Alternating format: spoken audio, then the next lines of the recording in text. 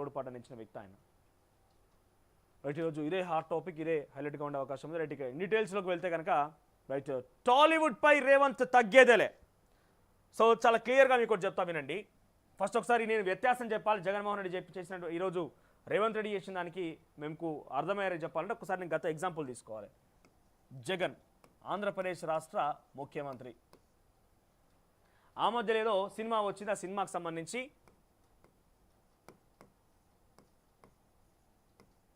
Premier షోకి, benefit షోకి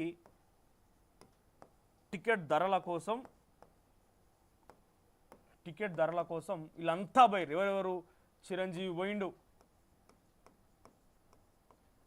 మహేష్ బాబు పోయిండు, ప్రభాస్ పోయిండు, ఇదే నాగార్జున కూడా పోయిండు. ఎక్కడికి? తాడేపల్లిలోని జగన్ ఉండేటువంటి ఆ నివాసానికి పోతే వీళ్ళంతా దేనికోసం? ప్రీమియర్ షోల కోసం, బెనిఫిట్ షోల కోసం, టికెట్ ధరల కోసం పోయి రిక్వెస్ట్ చేయడానికి పోయిర్రు. ఆయనకి కార్ గేటు బయటే వదిలేసి ఆయన ఉండేటువంటి నివాసం, సెక్రటరీ కార్యాలయం కాదు, నివాసానికి పోయి కార్ గేటు బయటే వదిలేసి నడుచుకుంటూ పోయి రోడ్డు మీద నిల్చొని మీడియాతో మాట్లాడిన పరిస్థితి. నడి రోడ్డు మీద బయటకు వచ్చినాక వాళ్ళ మీటింగ్ అయిపోయి బయటకు వచ్చినాక రోడ్డు మీద పడి మాట్లాడిన పరిస్థితి. వంగి దండాలు పెట్టిన పరిస్థితి ఆయనకి. ఏకంగా ఇప్పుడు కూడా ట్రోల్ అవుతూ ఉంటుంది. ఎవరు? ఆయన ఏంది, బేబీ మూవీ సినిమా ప్రొడ్యూసర్ ఏమనుకుంటా, ఆయన పేరు తెలియదు నాకు. ఆయన అన్నయ్య దండం పెడితే తమ్ముడు పిండం పెట్టిన ఇప్పుడు కూడా మాట్లాడుకుంటారు కదా. రోడ్డు మీదకి వెళ్ళి దించేసి ఆడికెళ్ళి నడుచుకుంటా పోయి ఆయనతో మాట్లాడి ఆయన ఉండేటువంటి ఇంటి నివాసానికి వంగి దండాలు పెట్టి బయటికి వచ్చి నడి రోడ్డు మీద నిల్చుని ప్రెస్ మీట్ పెట్టిర్రు ఇంటి బయటకు వచ్చినాక. ఇది జగన్మోహన్ రెడ్డి సమయంలో ఎవరెవరు పోయారు? చిరంజీవి, మహేష్ బాబు, ప్రభాసు, నాగార్జున, ఇంకా చాలామంది కూడా ఉన్నారు దీంట్లో. ఇప్పుడు రేవంత్ రెడ్డి ఏం చేసిండు? చాలామంది తప్పుపడుతున్నారు, ముఖ్యంగా బీఆర్ఎస్ పార్టీలు చూడాలి. ఇది ఇక్కడ ఏమైంది? ఇదే పెద్ద అంశం వాళ్ళకి. ప్రీమియర్ షోలు, బెనిఫిట్ షోలు, టికెట్ ధరలు చాలా పెద్ద అంశం. ఒక రకంగా ఛాలెంజింగ్గా తీసుకొని జగన్మోహన్ రెడ్డిని ఓడగొట్టడంలో వీళ్ళు కూడా చాలా కీలక పాత్ర పోషించారు. ఆ రోజు జగన్మోహన్ రెడ్డిని ఓడించే విషయంలో సినిమా ఇండస్ట్రీ కూడా ఒక రకంగా చాలా వరకు తోడ్పాటునిచ్చింది పవన్ కళ్యాణ్కి, చంద్రబాబుకి. అది కుల సామాజిక వర్గంగా సపోర్ట్ ఇచ్చిర్రు, ఆర్థికంగా సపోర్ట్ ఇచ్చిర్రు, వాళ్ళ అభిమానులకు సంబంధించి సపోర్ట్ ఇచ్చిర్రు, ఇవన్నీ నడిచినాయి. ఇప్పుడు రేవంత్ రెడ్డి ఏం చేసిండు? రేవంత్ రెడ్డి మీద కావాలని అక్కసు వెలుగుతున్నారు. కానీ ఒక విషయం చెప్తా వినండి మీకు. ఎక్కడ పెట్టిండు మీటింగ్? ఆయన కమాండ్ కంట్రోల్ రూమ్లో పెట్టిండు.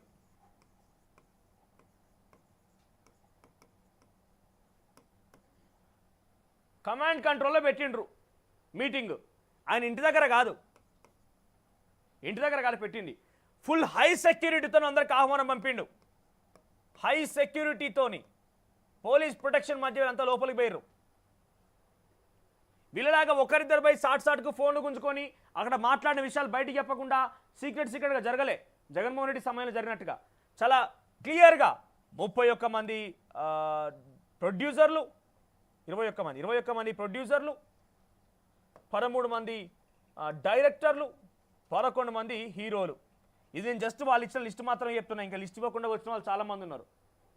వీళ్ళందరూ పోయి వీళ్ళ చేతిలో మీరు చూస్తే వీళ్ళ చేతిలో ఫోన్లు ఉన్నాయి, వీళ్ళ చేతిలో అన్ని, అంటే వీళ్ళకి బయటకు సమాచారం పొక్కే అవకాశం ఉంటుంది కాబట్టి అది ఫోన్లు గుంజుకునే అవకాశం కూడా ఉంటుంది కదా.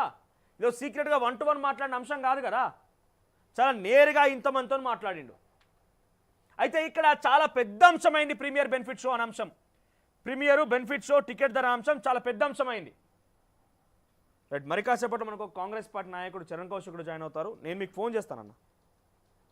రైట్, సో ఇక్కడ premiere show, benefit show, ticket ధరల అంశం చాలా పెద్దదైంది. జగన్మోహన్ రెడ్డి సమయంలో అంతా కలిసిపోయి చిరంజీవి, మహేష్ బాబు పోయి మహేష్ బాబు ఎక్కడైనా పొలిటికల్ వాళ్ళ కలవంగా చూసినామా? జగన్మోహన్ రెడ్డి కలిసి వచ్చిండు, వంగి దండాలు పెట్టుకొని వచ్చారు అక్కడ.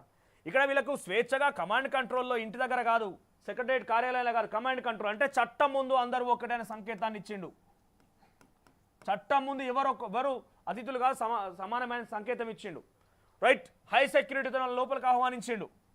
ఇంతమందిని డైరెక్ట్గా బహిరంగంగానే కూర్చోబెట్టి అందరికీ ఒకటి రకంగా ఆయన మాట్లాడుకొచ్చిండు. చాలా క్లియర్గా మాట్లాడుకొచ్చిండు ఏం జరిగింది ఏంది అనేది. ఇంతమంది ఇంత స్వేచ్ఛ ఇచ్చినటువంటి ప్రభుత్వం ఏదైనా ఉంటుందా? ఇక్కడ వీళ్ళకి ఏమైనా టార్గెట్ ఇచ్చిండా, లేకపోతే ఇంకేదైనా చెప్పిండా? ఏం చేసిండు ఆయన?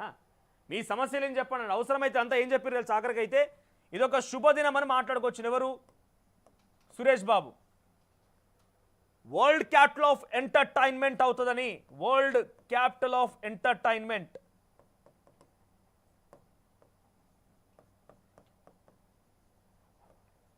ఇది చిన్న విషయం ఏం కాదు. వరల్డ్ క్యాపిటల్ ఆఫ్ ఎంటర్టైన్మెంట్ అవుతుందని చెప్పి అల్లు అరవింద్ మాట్లాడుకొచ్చిండు. ఇది ఒక ముఖ్యమంత్రికి ఒక అంటే ఈ వ్యత్యాసం చూస్తూ ఉంటే ఇద్దరు ముఖ్యమంత్రులే, ఇద్దరు ఒకే పార్టీ నుంచి. ఈయన రేవంత్ రెడ్డి కూడా అదే కాంగ్రెస్ పార్టీ నుంచి, ఇక్కడ ఒక రకంగా జగన్మోహన్ రెడ్డి కూడా అదే కాంగ్రెస్ పార్టీ గతంలో పనిచేసిన వ్యక్తే కదా. సో వ్యత్యాసం చూడండి, ఎంత వ్యత్యాసం ఉంది ఇక్కడ అనేది. ఇక సినిమా ఇండస్ట్రీ డిసైడ్ కావాలి. ఇకనన్నా మీరు డిసైడ్ కావాలి ఎవరి కథ ఏంది, ఎట్లా ఉంటుంది, ప్రభుత్వాలు అంటే ఏ రకంగా డెమోక్రటిక్గా ఉంటాయని చెప్పి. గతంలో కూడా కేసీఆర్ ఈ రకంగా ఇంత స్వేచ్ఛగా పిలిచి మీకు ఏం కావాలో అడగలేదు మిమ్మల్ని. వాళ్ళకి ఏం కావాలో చేయించుకున్నారు అంతేగాని మీకేం కావాలో ఏ రోజు అడగలేరు. ఇంత స్వేచ్ఛగా ప్రొడ్యూసర్లని, డైరెక్టర్ని, హీరోలను పిలిచి ఒక ముఖ్యమంత్రి మాట్లాడిండా? బలగం సినిమా ప్రొడ్యూసర్ వేణు అనే టైం ఆయన వాడుకుంది బీఆర్ఎస్ పార్టీ ఇంకా ప్రచార కార్యక్రమాల్లో. కానీ ఆయన ఏ రోజైనా పిలిచి నీ సమస్య ఏంది, నీకున్న సమస్య ఏంది, ఎట్లా తీర్చుకోవాలి, నీ నివేదిక లేకపోతే దగ్గర విషయం ఏంది అడిగిందా? ఆయనను తీసినటువంటి సినిమాని లేకపోతే రాజకీయంగానో ఇంకో రకంగా వాడుకునే ప్రయత్నమే చేశారు. కానీ ఆయన జరిగినటువంటి విషయాన్ని తప్పొప్పులని సమస్యలు ఎప్పుడు అడిగి తెలుసుకున్నారా? ఈరోజు ఆయన లాంటి వ్యక్తులు పోయారు. సామాన్య చిన్న 1-2 సినిమాలు ప్రొడ్యూస్ చేసిన వాళ్ళు పోయారు, 1-2 సినిమాలు డైరెక్ట్ చేసిన వాళ్ళు పోయారు. సో ఇటువంటి అవకాశం దొరికింది. ఒక డెఫినెట్గా ఇది ఒక మంచి శుభ సూచకం అని చెప్పాలి సినిమా ఇండస్ట్రీ పరంగా అయితే. ఇప్పుడు నేను పాయింట్కి వస్తున్నా. కండిషన్స్ అండ్ వార్నింగ్ చెప్తా మీకు ఏం జరిగింది అక్కడ ఏందనేది. కండిషన్స్ ఏంటట అంటే, సినిమా ఇండస్ట్రీ పెట్టిన కండిషన్స్ ఏంటంటే, ఒకటి ఫస్ట్ కులగణన అనేది 29 రాష్ట్రాల్లో ఫస్ట్ టైం తెలంగాణ ప్రభుత్వమే తీసుకుంది కాబట్టి దీని గురించి మీ వంతుగా సహాయం చేయాలి, ప్రమోట్ చేయాలి. తర్వాత యాంటీ డ్రగ్స్ గురించి హీరోయిన్లు ప్రమోట్ చేయాలి, వీడియోలు చేయాలి. ప్రతి సినిమాకి ముందు యాంటీ డ్రగ్స్ సంబంధించిన అంశాన్ని ప్లే చేయాలి. ఇక మూడో అంశం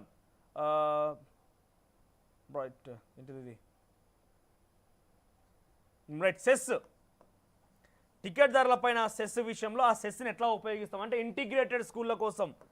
గతంలో మాదిరిగా ఇష్టం వచ్చినట్టుగా ఈ సెస్ వసూలు చేసి ఎటుబడితే ఉపయోగించగా ఇంటిగ్రేటెడ్ స్కూళ్ళ నిర్మాణం కోసం ఒక ఆలోచన. తర్వాత మహిళా భద్రత ఉమెన్ సేఫ్టీ గురించి కూడా రాష్ట్ర ప్రభుత్వం చేసేటువంటి నిర్ణయాలపైన సినిమా ఇండస్ట్రీ వాళ్ళు ప్రమోట్ చేయాలి. ఆ తర్వాత ప్రజలకు చేరువయ్యేటువంటి అన్ని పథకాల్లో కూడా తమ వంతుగా సామాజిక బాధ్యతతో వాళ్ళు ప్రమోట్ చేయాలి. ఇవి కండిషన్స్. ఇక వార్నింగ్ ఏంటంటే బౌన్సర్ల బాధ్యత. బౌన్సర్లు ఎవరైతే ఉన్నారో ఈ బౌన్సర్ల బాధ్యత మొత్తం కూడా అక్కడ ఉన్నటువంటి ఆ సెలబ్రిటీలు తీసుకోవాలి. వాళ్ళు అత్యుత్సాహం ప్రదర్శించిన వాళ్ళు ఏమైనా కథలు పడ్డ మొత్తం బాధ్యత వాళ్ళదే. ఇక బెనిఫిట్ షోలు, ప్రీమియర్ షోలు ఇవి కూడా ఉండయి. ఇవేమి కూడా ఉండయి. బెనిఫిట్ షోలు ఏమి ఉండయి. కరాకనే రీల్ చేసేయండి. బెనిఫిట్ షోలు, ప్రీమియర్ షోలు ఉండయి. ఒకవేళ ప్రమోషన్లు చేసుకున్నా సిటీ అవుట్స్కట్స్లో చేసుకోవాలి, లేదు కూడదు సిటీలోనే చేసుకుంటాం అనుకుంటే ఎంతమంది వస్తారు, ఎంత జనాభా వస్తారు, మందిని కంట్రోల్ చేసే బాధ్యత మాది కాదు. అక్కడికి ఎక్కడి నుంచి దూరం నుంచి వచ్చేటువంటి జనాన్ని ఆపే బాధ్యత పోలీస్ శాఖది కాదు. అక్కడికి వచ్చిన తర్వాత బందోబస్తు ఏర్పాటు చేయడం, ఎటువంటి అవాంఛనీయ సంఘటనలు జరగకుండా బందోబస్తు క్రియేట్ చేయడం మాత్రమే పోలీస్ శాఖ బాధ్యత. ఇక్కడ మీరు ఎన్ని పాసులు ఇస్తారు ఏందనే విషయం పక్కాగా తేల్చాలి. ఇక చివరిగా 4వ అంశం ఏంటంటే సామాజిక బాధ్యతతో ఉండాలి. ఎవరిడపోతే నాకేందిలే, ఏడేడపోతే నాకేంది అనే రకంగా విచ్చలవిడితనంగా ఉంటే మాత్రం ఎట్టి పరిస్థితుల్లో కుదరదని చెప్పి ఈ వార్నింగ్ ఇస్తూ ఆయన చెప్పడం జరిగింది. అయితే సినిమా ఇండస్ట్రీ నాకున్నటువంటి సోర్స్ ప్రకారంగా, ఇన్ఫర్మేషన్ ప్రకారంగా, కొంతమంది అక్కడ హాజరైన వ్యక్తులు చెప్పిన ప్రకారంగా ఒక రకంగా చెప్పాలంటే రేవంత్ రెడ్డి ఆయన చెప్పేటువంటి మాటలతో, ఆయన చెప్పేటువంటి ఆయన వ్యూతోని, ఆయన విజన్తోని చెప్పాల్సింది చెప్పేసి అందరి నోర్లు గప్చుప్ చేయించాడు. వీళ్ళు చాలా ఎక్స్పెక్టేషన్తో పోయారు. ఏమో చేద్దామని ఎక్స్పెక్టేషన్తో పోయి ఉంటారు బహుశా, లేదంటే కొంతమంది ప్రతిపక్షాలు. ఆయన ఇంకొక మాట కూడా చాలా క్లియర్గా చెప్పాడు. ఈ సోషల్ మీడియా యుగంలో మంచేదో చెడేదో అర్థం కాకుండా పోతున్నది. ప్రతిపక్షాలు మీకు తెలియదేమున్నది, చాలామంది అక్కినేని నాగేశ్వరరావు లాంటి వాళ్ళు, ఎన్టీ రామారావు లాంటి వాళ్ళు చాలామంది సినిమాలో పనిచేసిన తర్వాత వచ్చి రాజకీయాలు ఉన్న వాళ్ళు చాలామంది. మీకు తెలియని రాజకీయాలు ఏం కాదు, నేను కొత్తగా చెప్పాల్సిన పనేం లేదు. రాజకీయాల్లో సర్వసహజమే అంతా కూడా. ప్రతిపక్షాలు కావాలని ప్రభుత్వం మీద ప్రతి అవకాశాన్ని వాడుకుంటూ పిచ్చిగా ప్రవర్తిస్తూ ఉంటాయి. కానీ మీరు అవగాహనతో ఉండాలి. ప్రతిపక్షాలకు లొంగకుండా, అవగాహన రహిత్యంగా మీరు ఉండకుండా చాలా క్లియర్ విజన్తో ఉండాలి. మీరు కూడా సహకరించాలి ప్రభుత్వాలకని చెప్పుకొచ్చాడు. బయటకు వచ్చినాక దిల్ రాజు ఏం చెప్తాడు, ఇది చిన్న విషయం, టికెట్ ధరకు సంబంధించిన అంశం, పదే టికెట్ ధర గురించి మాట్లాడకండి, మాకు చాలా పెద్ద ఛాలెంజ్ ఇచ్చిండు. వరల్డ్ క్యాపిటల్ ఆఫ్ ఎంటర్టైన్మెంట్ని చేయడం కోసం చాలా పెద్ద ఛాలెంజ్ ఇచ్చిండు. దీనికి ఒక సబ్ కమిటీ ఏర్పాటు చేస్తున్నాం. ఆ కమిటీలో మంత్రులు కూడా ఉంటారు. మేము నిర్ణయం తీసుకోబోతున్నాం. ఒక నివేదికను తయారు చేసి 15 రోజుల్లోనే తిరిగి ముఖ్యమంత్రికి చేరుస్తామని దిల్ రాజు చెప్పిండు. ఇప్పటి వరకు బాగానే ఉంది. ఏం జరిగింది, ఎట్లా జరిగింది, ఏం వ్యత్యాసాలు చెప్పుకొచ్చిన. నేను ఇప్పుడు డైరెక్ట్గా స్ట్రైట్గా పాయింట్కి వస్తున్నా. ముఖ్యమంత్రి రేవంత్ రెడ్డి క్వశ్చన్ అడుగుతున్నా. ఈ సినిమా ఇండస్ట్రీలో తిండి లేక బాధపడుతున్నారా? ఈ సినిమా ఇండస్ట్రీలకు భార్య పిల్లలను చూసుకోలేక వాళ్ళ స్కూళ్ళ పిల్లలు గిరిజన బాలికల హాస్టల్లోనో లేకపోతే ఇంకో దగ్గర ప్రభుత్వ హాస్టల్లో వసతులు బాలేక సమస్యలతో బాధపడుతున్నారా? వాళ్ళకి తిండి లేక బాధపడుతున్నారా? వైద్యం కోసం బాధపడుతున్నారా? వాళ్ళ పిల్లగాళ్ళకి పెళ్లిళ్ళు చేసుకోలేక బాధపడుతున్నారా? ఉపాధి లేక బాధపడుతున్నారా? దేనికోసం వాళ్ళ బాధ?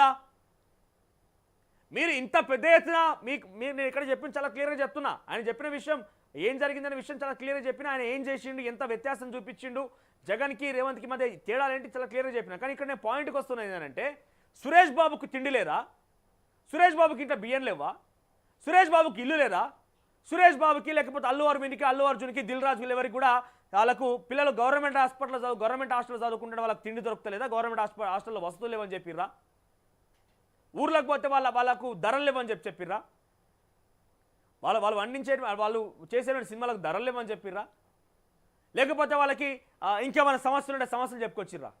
ఇంత హుటాహుటిన పూర్తి ప్రభుత్వం మొత్తం కూడా నిన్న రాష్ట్ర వ్యాప్తంగా చర్చనీయాంశం ఒకటే ఏంటంటే సినిమా పెద్దలతోని సీఎం భేటీ. మరి ఇట్లనే ఈ అంశమే ఏ రోజైనా రైతులు రోడ్డెక్కి ధర్నాలు చేస్తున్నారంటే రుణమాఫీ గురించి ఎందుకు అడగలే? ఇదే రుణమాఫీ గురించి కనుక రేవంత్ రెడ్డి రైతుల సమస్యలు ఏందని రైతులతో మాట్లాడిండా? ఏదో వీడియో కాన్ఫరెన్స్ పెట్టి ఎక్కడో జిల్లాలకు రైతులు ఉంటే వాళ్ళతో మాట్లాడతావా? రైతు సమితి అని చెప్పి గతంలో ఏర్పాటు చేసిన. అది కాకపోతే నువ్వు ఊరికొక రైతునో లేకపోతే జిల్లాకో రైతునో ఏందో పిలిచి మీ సమస్యలు ఏందని చెప్పండి, అయిపోద్ది కదా. లేదంటే మాలాంటి వాళ్ళు ఎవరైనా జర్నలిస్టులను తీసుకుపోయి ఇది కాదయ్యా ఏం జరుగుతోంది రాష్ట్ర వ్యాప్తంగా సమస్యలు ఏంటంటే అడుగుతూ చెప్తారు కదా. కలెక్టర్ని అడిగితే, అగ్రికల్చర్ ఆఫీసర్ని అడిగితే రుణమాఫీకి సంబంధించిన సమస్యలు తెలుస్తాయి కదా. వాంకిడిలో శైలజ ఆత్మహత్య చేసుకున్నది. మన తాండూరులో లీలావతి అనే అమ్మాయి ఇంకా కూడా ఆసుపత్రి చికిత్స పొందుతున్నది.